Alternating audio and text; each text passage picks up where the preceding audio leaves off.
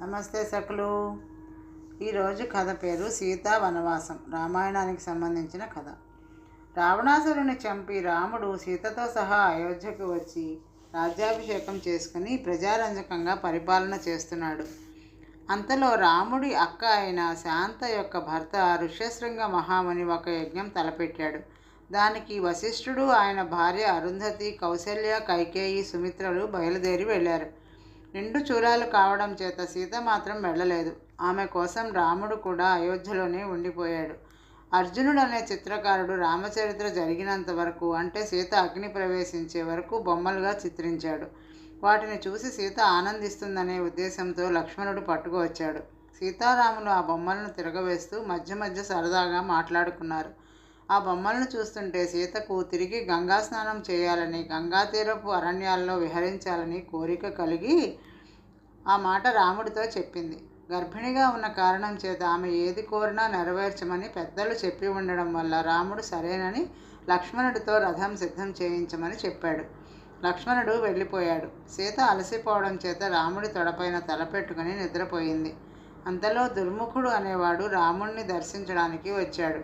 పరిపాలన గురించి ప్రజలు అనుకునే మాటలు ఆలకించి వాటిని రాముడి చెవిన వేయటం ఈ దుర్ముఖుడి పని. అందుచేత రాముడు వాణ్ణి తానున్న చోటకి రప్పించుకుని విశేషాలు అడిగాడు. దుర్ముఖుడు మొదట రాముడిని గురించి ప్రజలు మంచిగా అనుకునే మాటలు చెప్పాడు. కానీ రాముడు చెడ్డగా అనుకునే మాటలు ఏవైనా ఉంటే చెప్పమన్నాడు.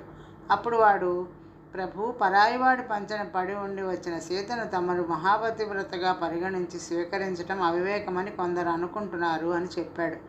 రాముడి గుండె గుబేలుమన్నది. సీతకు అగ్ని పరీక్ష పెట్టినాకే తాను స్వీకరించాడు. అయినప్పటికీ ఇక్ష్వాకు రాజులు ప్రజాభిప్రాయాన్ని ఎల్లప్పుడూ పాటించారు. వారి అడుగుజాడల్లో నడిచే తాను సీతను వదిలిపెట్టక తప్పదు. రాముడు దుర్ముఖుడితో, నీవు లక్ష్మణుడి వద్దకు వెళ్ళి సీతను అరణ్యాల్లో వదిలిపెట్టి రమ్మన్నానని రాజునైన నా ఆజ్ఞగా చెప్పు అన్నాడు. అతను సీత తలను తన తొడపై నుంచి మెల్లిగా కిందకి దింపి అక్కడి నుంచి వెళ్ళిపోయాడు. సీత నిద్ర లేచేసరికి ఆమె కోసం రథం సిద్ధంగా ఉన్నట్లు తెలిసింది. ఆమె సంతోషంగా వెళ్ళి రథంలో ఎక్కి గంగా తీరానికి బయలుదేరింది. కానీ లక్ష్మణుడు ఆమెను గంగా తీరాన వాల్మీకి ఆశ్రమ సమీపంలో గల అరణ్యంలో విడిచి రాముడు నిర్ణయం తెలిపి వెళ్ళిపోయినాక సీత భరించరాని మానసిక వేదన అనుభవించి గంగలో దూకింది. అక్కడే ఆమె ఇద్దరు కొడుకులను, కవల పిల్లలను కన్నది. అప్పుడే గంగాదేవి, భూదేవి వచ్చి సీతను పాతాళ లోకానికి తీసుకుపోయి ఆమెను అక్కడ సురక్షితంగా ఉంచారు. పసిపిల్లలకు తల్లిపాలు మానే ఈడు వచ్చాక గంగాదేవి ఆ పిల్లలిద్దరినీ తీసుకుని పోయి వాల్మీకి మహామునికి అప్పగించింది. వారిద్దరూ కుశలవులనే పేరుతో వాల్మీకి మహాముని ఆశ్రమంలో పెరుగుతూ సకల విద్యలు అభ్యసించారు.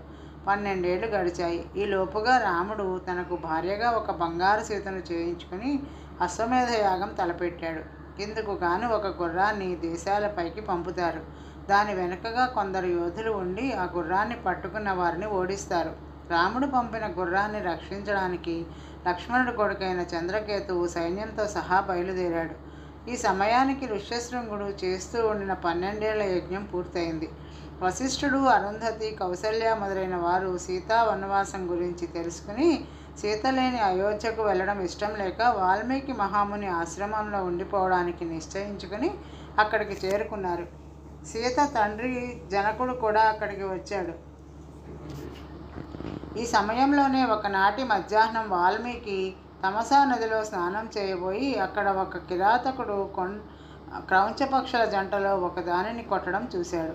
వెంటనే అప్రయత్నంగా ఆయన నోట కవిత్వం వచ్చేసింది. అప్పుడు ఆ మునికి బ్రహ్మ ప్రత్యక్షమై శ్రీరాముడి కథను గ్రంథంగా రచించమని సలహా ఇచ్చాడు. అది మొదలు వాల్మీకి రామాయణ రచనలో నిమగ్నుడైపోయాడు.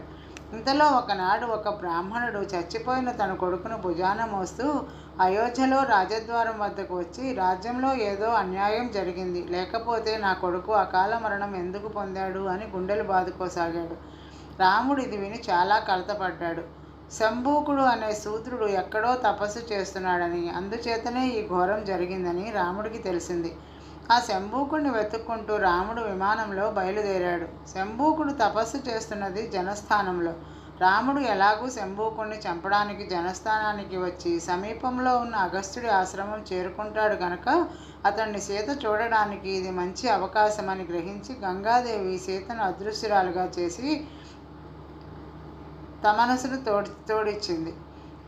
ఒకనాటి ఉదయం సీత స్నానం చేసి సూర్యుడి పూజకు కొలుస్తూ ఉండగా సీత పెంచిన గున్న ఏనుగు పైకి ఒక మదపుటేనుగు వచ్చింది. అయ్యో ఆర్యపుత్ర, నా కుమారుణ్ణి రక్షించండి అని సీత అప్రయత్నంగా కేకపెట్టింది. వెంటనే ఆమెకు పంచవటి నాటి విషయాలు జ్ఞాపకం వచ్చి మూర్ఛపోయింది. ఆమెకు శైత్యోపచారాలు చేసింది. ఆ సమయానికి రాముడు అటుగా వచ్చాడు.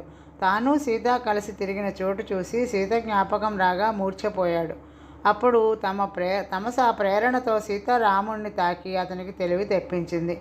సీతే తన్ను తాకిందని రాముడు అనుకున్నాడు. కానీ అదృశ్యంగా ఉన్న సీత అతనికి కనిపించలేదు.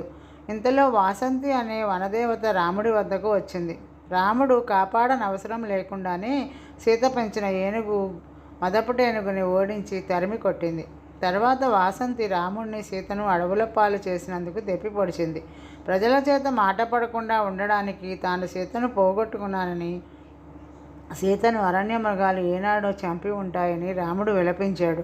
సీత అతని బాధ చూడలేక బాధపడింది. రాముడి దుఃఖం పోగొట్టడానికి కాను వాసంతి అక్కడ ప్రదేశమంతా చూపి పాత సంగతులు మరింతగా జ్ఞాపకం చేసేసరికి రాముడు తిరిగి మూర్ఛపోయాడు. సీత మళ్ళీ అతన్ని స్పృశించి స్పృహ తెప్పించింది. అయితే ఆమె తన చేతిని వెంటనే తీసేసుకోకపోవడంతో రాముడు ఆమె చేయి పట్టుకుని సీత నాకు చిక్కింది అన్నాడు.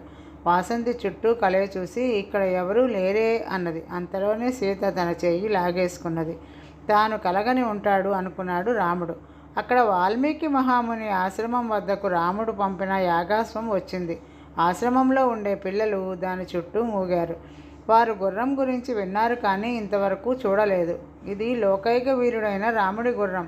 సూర్యులైన వారు ఉంటే దీన్ని పట్టుకోండి అని గుర్రం ముఖాన ఒక బిళ్ళపై రాసి ఉన్న మాటలు చదివి మహాసూర్యుడైన లవుడు ఆ గుర్రాన్ని పట్టుకున్నాడు. ఇంతలో సైనికులు వచ్చి, అబ్బాయి, చంద్రకేతువు వచ్చాడంటే నిన్ను చంపేస్తాడు. ఇది రాముడి గుర్రం. రాముడు రావణాసురుని చంపిన లోకైక వీరుడు అని లవుడిని భయపెట్టాడు. అందుకు సమాధానంగా లవుడు, లోకంలో రాముడు తప్ప ఇక వీరులు లేరా అంటూ విల్లు ఎక్కుపెట్టి సైనికులను చెల్లాచెదరు చేసేశాడు. ఈలోపు చంద్రకేతువు వచ్చి పారిపోయే సైనికులను ఆపి తనతో యుద్ధం చేయమని లవుడిని కోరాడు. ఈ లోపల సైనికులు తమను చుట్టుముట్ట ప్రయత్నించేసరికి లవుడు జృంభకాస్త్రం ప్రయోగించి సైనికులందరినీ స్తంభింపచేశాడు. రాముడికి మాత్రమే తెలిసిన ఈ అస్త్రం ఈ ఆశ్రమ బాలుడికి ఎలా తెలిసిందా అని చంద్రకేతువు ఎంతో ఆశ్చర్యపడ్డాడు. తర్వాత లవుడు చంద్రకేతువు యుద్ధం సాగించి ఒకసారి అస్త్రాలను ఒకరు ధ్వంసం చేయసాగారు. ఇంతలో రాముడు విమానంలో వారి మధ్య దిగాడు. అప్పటి వరకు లవుడికి రాముడంటే గౌరవభావం లేదు. కానీ రాముడిని స్వయంగా చూడగానే ఆ కుర్రవాడికి ఎక్కడ లేని గౌరవము కలిగింది. రాముడి కోరికపై లవుడు జృంభకాస్త్రాన్ని ఉపసంహరించి ఆ అస్త్రం తనకు తన అన్న అయిన కుశుడికి పుట్టుకతోనే వచ్చిందని రాముడితో చెప్పాడు. ఇంతలో కుశుడు కూడా అక్కడికి వచ్చాడు. అతడు వాల్మీకి రామాయణాన్ని భరతముని వద్దకు తీసుకుపోతున్న వారి వెంట రక్షగా వెళ్ళి ఉన్నాడు. భరతముని ఆ రామాయణాన్ని అప్సరసుల చేత ఆడించడానికి సంకల్పించాడట. తర్వాత కుశలవులు రాముడి కోరికపై వాల్మీకి రామాయణం నుంచి ఒక భాగం చదివారు. రాముడు గడిచిన విషయాలను తలుచుకుని చాలా బాధపడ్డాడు. రాముడి కోసం వాల్మీకి గంగా తీరాన ఒక నాటకశాల నిర్మించి ఉత్తర రామాయణ నాటకం ఏర్పాటు చేశాడు. ఆ నాటకం ద్వారా రాముడికి సీత కవలపిల్లను కనడము, భూదేవి గంగాదేవి ఆమెను పాతాళ లోకంలో చేర్చడము, జృంభకాశ్రం సీత కొడుకులను ఆశ్రయించడము, తర్వాత కుశలవులను వాల్మీకి పెంచడము మొదలైన విషయాలు తెలిసి వచ్చాయి. నాటకం చూస్తూ రాముడు మూర్ఛపోయాడు. ఇంతలో గంగానది నుంచి గంగాదేవి భూదేవి సీతను తీసుకుని పైకి వచ్చి ఆమెను అరుంధతికి అప్పగించారు.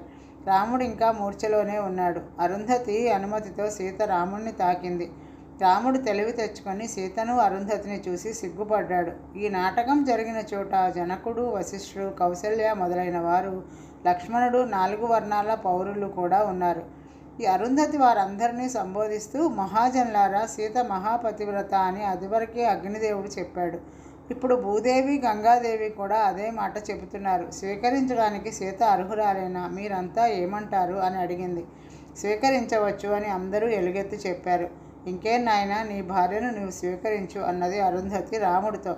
లక్ష్మణుడు సీతకు నమస్కారం చేశాడు. సీత అతన్ని దీవించింది. వాల్మీకి కుశలవులను అక్కడికి తెచ్చి వారికి సీతారామ లక్ష్మణ జనకులను పరిచయం చేస్తూ మీ అమ్మ, మీ నాన్న, మీ చిన్నాన్న, మీ తాతగారు అని వివరించి చెప్పారు. ఆ సమయానికే లవణాసురుణ్ణి చంపిన శత్రుఘ్నుడు కూడా అక్కడికి వచ్చాడు. ఇది మరొక సంతోష కారణం అయింది. ఆ తర్వాత రాముడు తన భార్యాబిడ్డలతో అయోధ్యకి తిరిగి వచ్చి సుఖంగా రాజ్యపాలన చేశాడు. ఇది చందమామలో ప్రచురించిన కథ, నా సొంతం కాదు. నమస్కారం. తిరిగి మరో కథతో రేపు కలుద్దాం.